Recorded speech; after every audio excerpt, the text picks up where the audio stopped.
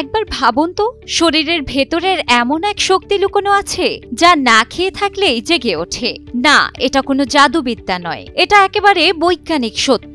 উপবাস বা ফাস্টিং করার সময় শরীর এমন এক প্রক্রিয়া শুরু করে যার নাম অটোফ্যাজি, মানে শরীর নিজেই নিজের ভাঙাচোরা অংশগুলো পরিষ্কার করতে শুরু করে।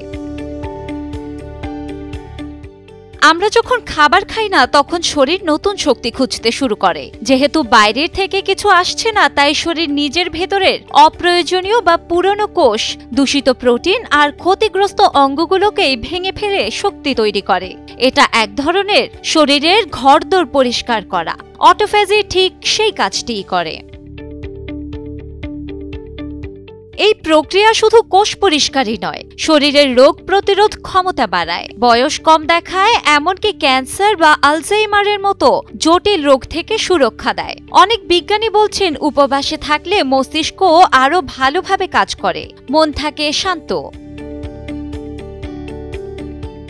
উপবাস শুরু করার 12 থেকে 14 ঘন্টা পর অটোফ্যাজি ধীরে ধীরে শুরু হয়। 24 থেকে 48 ঘন্টা পর এটি সবচেয়ে বেশি কাজ করে। সেই সময় শরীর নিজের ভেতরের অপ্রয়োজনীয় অংশগুলো ধ্বংস করে নতুন কোষ তৈরির কাজ করে।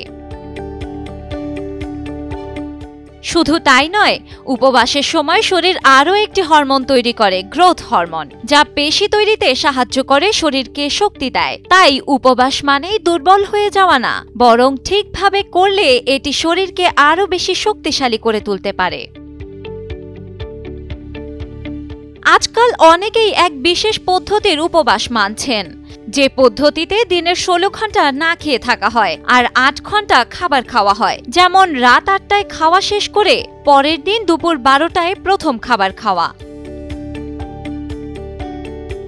এইভাবে নিয়ম করে মাঝে মাঝে উপবাস করলে শরীর নিজেই নিজের যত্ন নেয়, বাড়তি ওজন কমে, ডায়াবেটিসের ঝুঁকি কমে, মন ভালো থাকে, আর সবচেয়ে বড় কথা, শরীর ও মন একসাথে পরিষ্কার ও হালকা হয়।